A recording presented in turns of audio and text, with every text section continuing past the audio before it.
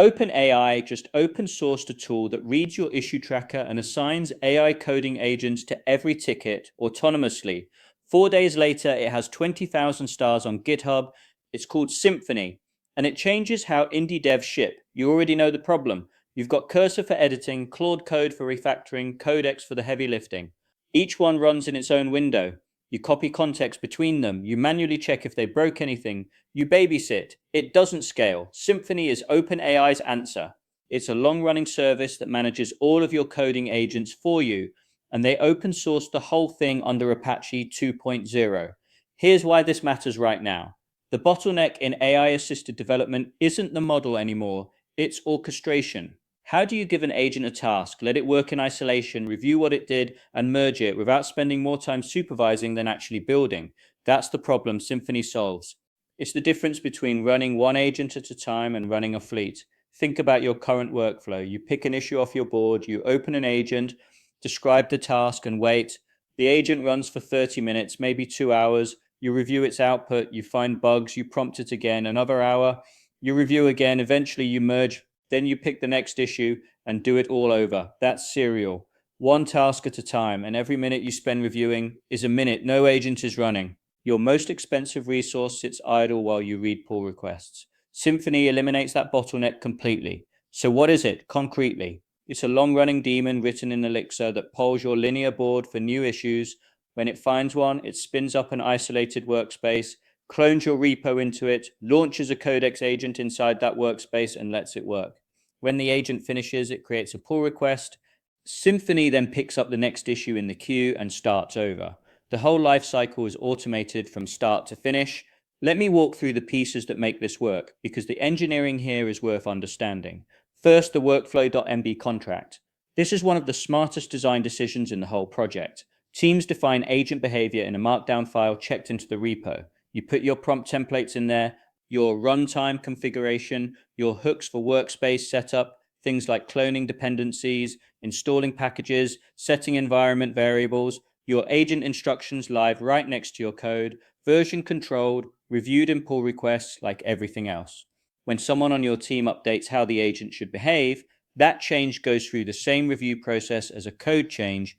This is how production agent workflows should work.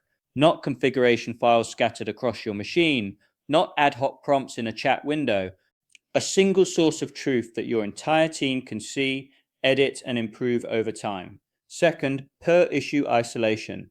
Each issue gets its own workspace directory, its own clone of the repo, its own independent agent process. Agents can't cross-contaminate. If one agent goes off the rails and starts writing garbage, it only affects that one workspace. The rest of your fleet keeps running untouched. This is critical for correctness. When you're running 10 agents in parallel on the same code base, you need to know that a failure in workspace 3 doesn't corrupt the work happening in workspace 7. Symphony guarantees the isolation by design. Third, concurrency control. The default is 10 concurrent agents configurable up or down depending on your hardware and your budget. There are per state concurrency limits too. You can say only 3 agents can be in the writing state at once, or max 5 agents running tool calls simultaneously. And there's priority-based dispatch. If you tag a bug as critical, it jumps to the front of the queue ahead of your nice-to-have feature requests. The orchestrator respects your priorities. Fourth, error handling. And this is where you can tell it's real engineering, not a demo. Automatic exponential backoff on failures. If an agent crashes, Symphony waits, then retries, then waits longer, then retries again. Stall detection kills agents that stop responding, so a hung process doesn't block your queue forever. Continuation retries let agents pick up where they left off instead of starting over from scratch. If an agent was halfway through a refactor when it failed, the retry continues from that checkpoint. All of this runs automatically. You don't have to watch it. You don't have to restart anything. It just handles it. Fifth, the reference implementation runs Codex, but the spec is language agnostic. The real product isn't the Elixir code. It's the spec.mem file, a detailed protocol level specification for building orchestrators in any language. The spec defines the full state machine, how issues move from queued to assigned to in progress to completed, how the orchestrator communicates with agents, how workspaces get created and cleaned up, how failures get reported and retried. You could implement this in Python, TypeScript, Rust, Go, whatever your stack looks like. The Elixir version is just the reference. OpenAI is betting that the protocol becomes the standard, not their specific implementation. There's also a Phoenix Live View dashboard built in, so you can watch your agents in real time, token counts, turn status, workspace paths, all visible in a clean web interface. You're not grepping through log files, you're managing a dashboard. That might sound like a minor feature, but when you're running 10 agents and trying to understand why one of them has been spinning for 40 minutes, a real-time UI makes the difference between debugging in seconds and debugging in minutes. So what does this look like in practice for a game developer? Let's walk through a real scenario. Say you're building a game and you've got a linear board with a backlog of issues. Implement inventory drag and drop, fix the save game corruption bug that's been annoying players, add particle effects to weapon impacts. Write the quest dialog system. Optimize the level loading pipeline so it doesn't hitch on older hardware. 5 tasks, each of which would take a solo developer or an agent somewhere between 1 and 3 hours. Without orchestration, you tackle these serially. Fire up an agent on the inventory system. Wait 2 hours, review, find a bug in the drag and drop logic, prompt again, another hour, review again, merge. Then start the save game bug, one at a time all week. By Friday, you've maybe finished 3 of the 5 and the other 2 carry into next week's sprint. With Symphony, all 5 get picked up simultaneously. 5 isolated workspaces, each with its own clone of your repo. 5 Codex agents running in parallel. Each one reads the workflow. MD understands your project structure and conventions and starts working on its specific task. The inventory agent is refactoring the item slot system in Workspace 1. The save game agent is tracing the serialization bug in Workspace 2. The particle effects agent is writing new shader code in Workspace 3, all at the same time. When an agent finishes, it creates a pull request. Symphony immediately picks up the next issue from the queue and starts a new agent in that freed up workspace. You review pull requests when you're ready, on your schedule. The agents don't wait for you, they keep shipping. The math is straightforward. Serial execution, 5 tasks at 2 hours each, is 10 hours of wall clock time. Parallel execution with 5 agents, those same 5 tasks finish in roughly 2 hours. Same code, same review process, same quality of output, 1/5 the elapsed time. That's the difference between finishing your sprint on Tuesday and finishing it on Friday. And the cost profile changes too. You're spending the same total compute, same total tokens, but compressed into a shorter window. Your development velocity goes up without your bill going up proportionally. You're just using the same resources more efficiently. Now, none of this is theoretical. Symphony hit 20,000 GitHub stars in 4 days. That's not a meme coin. That's not hype-driven star farming. That's working developers looking at their current agent workflow, recognizing that orchestration is the missing piece and grabbing a solution. The star count tells you the problem is real and widespread. But here's the catch. And it's a real one. OpenAI calls this a low-key engineering preview for testing in trusted environments. Their words, not mine. The README literally warns you not to run this against anything you care about without understanding the security model. Symphony runs Codex with foil sniff write access inside per-issue workspaces. The sandbox defaults to workspace write, not full system isolation. That means each agent can write to its own workspace directory freely. It can't touch other workspaces. But if your workspace is on a shared server, or if your repo contains sensitive configuration files that the agent can read and exfiltrate, you need to think about that before pointing Symphony at it.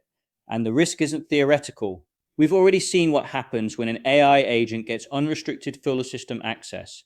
A few weeks ago, a cursor agent deleted a production database in 9 seconds. 9 seconds. It was following instructions.